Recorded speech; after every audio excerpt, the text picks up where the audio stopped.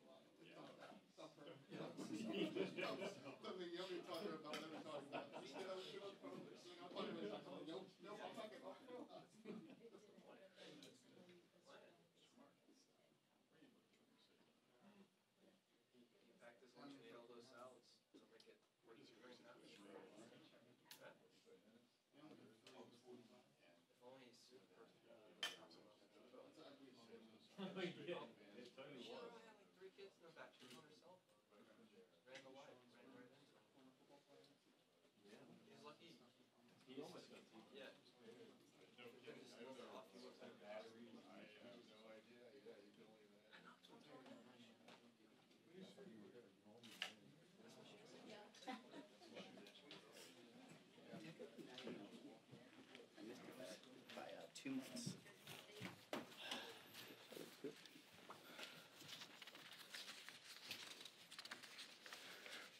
Thank you all for being here. I'm Congressman Mike Thompson from California's 5th Congressional District, and I served as a staff sergeant with the 173rd Airborne Brigade in Vietnam. I'm honored and proud to be standing with a group of colleagues who are also veterans, Peter Defazio, United States Air Force, Ruben Gallegos, the United States Marine Corps, Ted Lieu, United States Air Force, Anthony Brown, United States Army, and Jimmy Panetta, United States Navy. As veterans, we're here today to express our concern about the President's behavior at Monday's summit in Helsinki.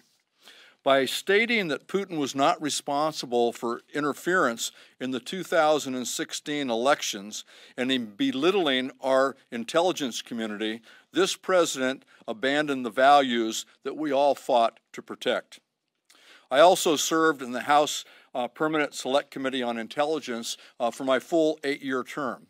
And I know from firsthand experience that the men and women in our intelligence community are some of the most professional and some of the most dedicated public servants that we have the honor of working with. The President also belittles the service of our veterans who put their lives on the line to protect our values and our freedoms as Americans. This President's walk back is absolutely ridiculous, and I'm sure you've all seen that. It does not undo the damage that he's done on the world stage. And now he's claiming that Putin isn't messing with our midterm elections. And again, that's throwing our intelligence community under the proverbial bus. And he may say all day that he's the toughest president on Russia, but it's as meaningless as everything else he's said in this context. It was not this president who said, tear down that wall. It was not this president who stopped the missiles from being placed in Cuba. He knows no history, and he knows not what he says, and it's putting us all in a real bad position. He had a chance to stand up to Putin, and he failed miserably. He must now stand up. He must denounce Putin and do so in no uncertain terms. He also needs to clearly articulate that he knows Russia deliberately interfered in our elections and issue his support, his strong support for our intelligence community. Putin is not our friend. Russia is not our ally. And it's time for this president to accept that and to demand that our American values and our Americans who fight for those values get the recognition that they deserve. Now, it's my honor to turn the podium over to Congressman Defazio from Oregon. Thanks, Mike. Thanks for organizing this. There's probably a couple of explanations. One would be that some Republicans are peddling is it's his acute narcissism, that he can't stand the idea that Russia interfered in the election. Therefore, the implication is that that somehow helped him to become president of the United States, although Putin said he did clearly prefer Donald Trump to Hillary Clinton. So that's one explanation. The other explanation would be much, much darker, and we don't know exactly what that is. There's been talk of compromise, or is he just, just a blissful idiot who thinks that he can sit down with a professional spy, a high-ranking KGB agent, now essentially dictator of Russia, and take him at his word? What did they talk about for 2 hours? That's something the American people need to know. In addition to the points Mike made, we must know what deals he made or offered to Putin. The Russians seem to have a list. We don't. There was no one in that room, no witness, no note taker, only 2 translators. We have a number of action items here, and for the Republicans to continue to deny that this co-equal branch of government needs to take steps to hold hearings and bring people in, make them accountable, and find out what deals are in the works with the Russians, what has the president transmitted to his senior aides, and also to bring in the intelligence people once again, to have them state yet again, unequivocally, that the Russians are continuing to interfere in our elections. They interfered in our elections, and that is a minimal step that the Republicans, if they're not going to be total lapdogs, should take. I mean, the chairman of the Intelligence Committee should be dismissed by Speaker Ryan if Speaker Ryan meant his little bit of criticism that he leveled at the president for this outrageous action. With that, I want to recognize Ruben Gallego. Ruben, there you are over there. Thank you. Thank you, Pete. Thank you, Mike. On Monday, President Trump embarrassed himself, abandoning the American people, and hung our service members out to dry. He also denigrated the service of hundreds of thousands of veterans who have served ably and honorably on NATO missions from the inner German corridor to Kandahar, some that I served with also in Iraq. As a combat veteran myself, it makes me sick to see this president disregard their service to our nation and our alliances. When President Trump met with Putin, he was playing with young service members' lives. That is a responsibility that he cannot take lightly. And yet, what did he do? He didn't prepare. He didn't allow himself to be played, and he did not prepare, and he allowed himself to be played by an expert spy and someone who is a master manipulator. In meeting with Trump and cozying up to Russia, President Trump is driving away our allies, meaning that in the future, we may have to fight more wars and more wars by ourselves. That means more American veterans for wars we could have avoided. More Americans wounded mentally and physically by an unnecessary combat, all because Trump has a pattern of kowtowing to strongmen and dictators, especially people like President Putin. And what do we get in return? For less security than we have now, and we have had over the last 70 years, especially considering we are the founding members of NATO. Veterans know what it feels like to serve. We also know how to sacrifice. We have trained for hours, thousands of hours, given time away from our families, from even just regular life. We risked our safety and our very lives for other people's security and this nation's security. I unfortunately have many friends who have died on the battlefield, and those that also died here from wounds, both mentally and physically. They do not deserve to have a president like this. They do not deserve a president to let them down and abandon them, whether it's because of his ego or because he's been compromised one way or the other. Trump is a man that has never risked anything for anyone but himself. I'm proud here to stand as a veteran. My service drives me to continue to work to ensure that the sacrifices that our veterans have done are not forgotten, especially when we have somebody like this president who is more interested in taking care of his selfish needs instead of creating and protecting this country. With that, it's my pleasure to pass this off to my comrade, since that's what we have to call each other nowadays, Ted Lieu. Thank you, Ruben. I served on active duty in the U.S. military, and I never imagined that I would see the U.S. Commander-in-Chief go on to foreign soil and deliver the talking points of the Kremlin. So look, we're Republicans and Democrats, independents in America. We can disagree on issues like tax policy and health care and Social Security and so on. But at the end of the day, we're all Americans. So it is very jarring to see the American president stand next to Vladimir Putin, who is not our friend, and say what he said. He basically threw America under the bus. He trusted a former KGB official over our American intelligence professionals. And even today, he still continues to disregard the assessment of our intelligence community, including his own Director of National Intelligence, Dan Coats, who said that Russia is engaging in an ongoing, pervasive effort to undermine democracy in the United States. And today the president said that no, Russia is not trying to meddle in our elections. So we've got to do a number of things. First of all, I call on Republicans to subpoena the translator. We need to know what was said in that private meeting between Putin and Trump. We also need Speaker Ryan to allow votes to happen on legislation to protect Robert Mueller. And then we need to have election bills passed that protect election security. Because what the president did has now invited Putin to once again order the Russian military to attack us today as they did in 2016. And this is really an issue that is not partisan. It should be fundamental to us as Americans. We have our own elections. We should not have influence by a foreign country. And that's why you see veterans here, because at the end of the day, we're trying to fight for our values and for the democracy that makes America great. And all of us here, before we became members of Congress, when we entered the military, there was one thing we all had to do, and that was to take an oath to the United States Constitution. Pretty clear our president does not seem to be living up to that oath. It's incumbent on Congress now to make sure we all live up to that oath. And with that, I have Anthony Brown with the U.S. Army. Thanks, Ted. Yep, thank you very much, Ted. I want to thank my colleagues here this afternoon, not only for your prior service in uniform, but today your service to our country in Congress.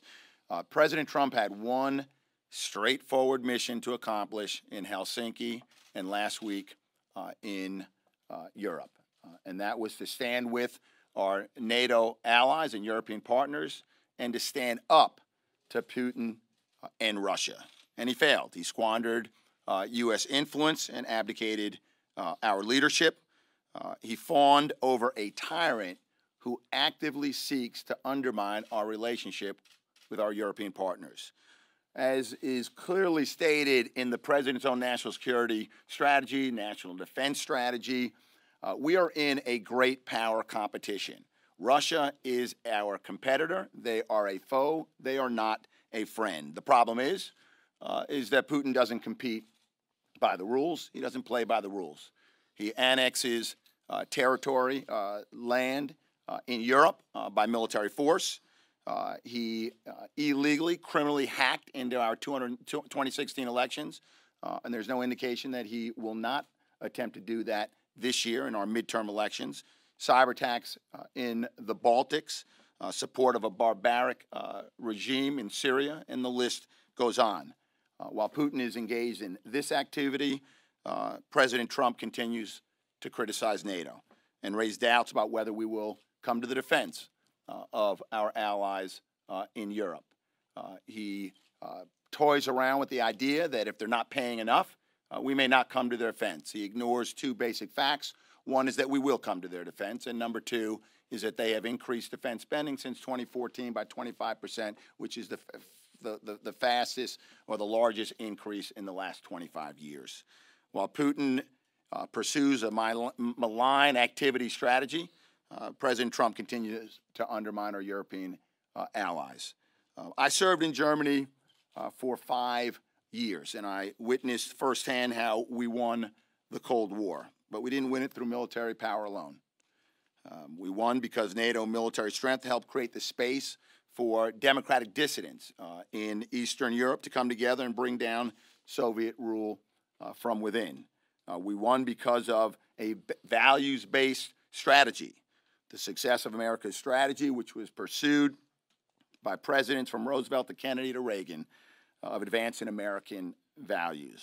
With as much passion as President Trump questions our European allies as freeloaders, he similarly seeks to establish a cozy relationship with Putin's Russia. Russia is one of our most aggressive adversaries, working to rupture a relationship that we have, particularly in Europe. I have no answers as to why he, unlike any Democrat or Republican that preceded him, is so unwilling to defend the interests of the United States or our allies against Russia. All that's clear is that by embracing our adversaries and denigrating our allies, President Trump is inviting grave and historic consequences for the United States. So I stand here today, along with my colleagues, to call on President Trump to demonstrate global leadership and unequivocally affirm our commitment to our European allies and condemn Russia's aggression and their meddling and malign influences both in our country and abroad. And with that, turn it over to my good friend, Jimmy Panetta. Thank you, Anthony, and thanks to my fellow veterans, fellow members of this United States Congress. Once again, my name is Jimmy Panetta. I stand in front of you as a U.S. representative, as a former prosecutor, and as a veteran. And in all three of those positions, I took an oath to preserve, protect, and defend the Constitution of the United States. The exact same oath which our president contravened this week. Now, as an intelligence officer, I was deployed to Afghanistan in 07 to 08. I worked for a Joint Special Operations Command where we relied on, we needed information from many intelligence services. And although we came from many different backgrounds and different agencies, we knew that we were a part of one fight. And one of the cornerstones of that unity was our oath to service. Now, the president took that oath on January 20th of 2016. But since then, we have accepted a president who we know is not constrained by customs, by norms, or decorum. We know that he likes to act tough with tweets behind closed doors and trash talk at political rallies in front of his supporters. But I do not believe that the people will accept a president who is unwilling to get tough with our adversaries. We cannot accept any president who's willing to sell out our intelligence agencies in order to suck up to a leader who has attacked this country and continues to attack other democracies around this world.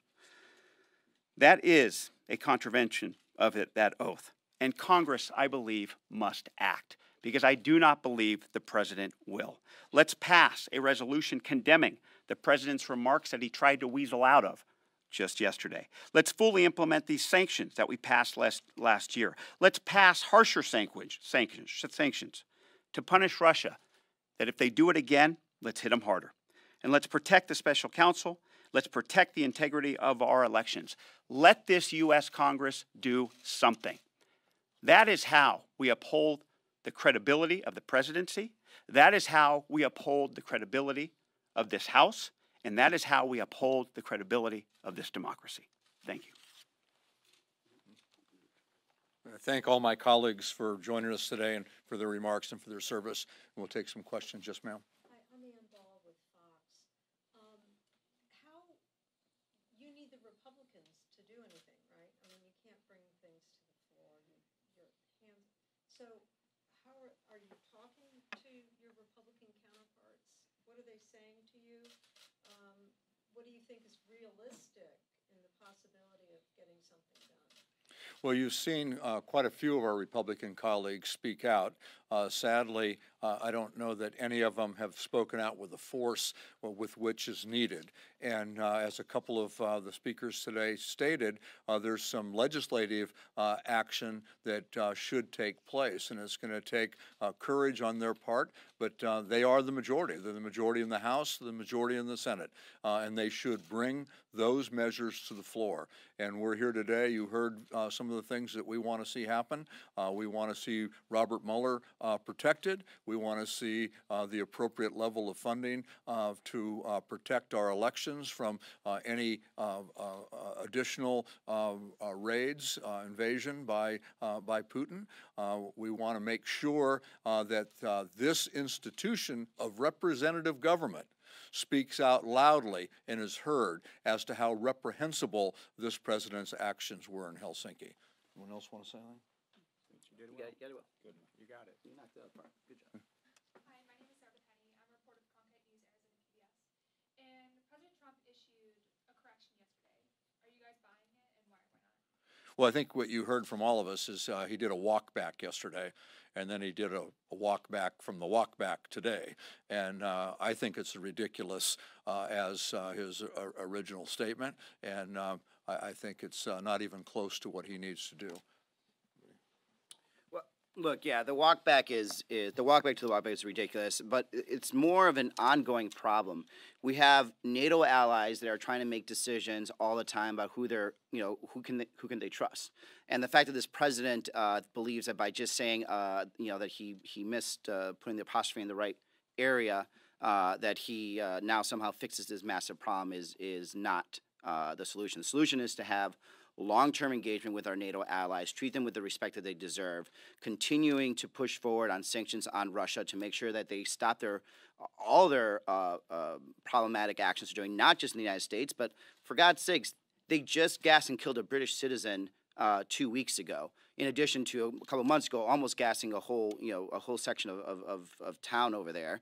They gave anti-aircraft missiles to quote-unquote separatists, which I believe were actually Russian troops themselves, and downed a civilian airliner. This is a bad country. This is a bad leader in Putin, and we need to have a president that is actually backing it up in words consistently as well as actions.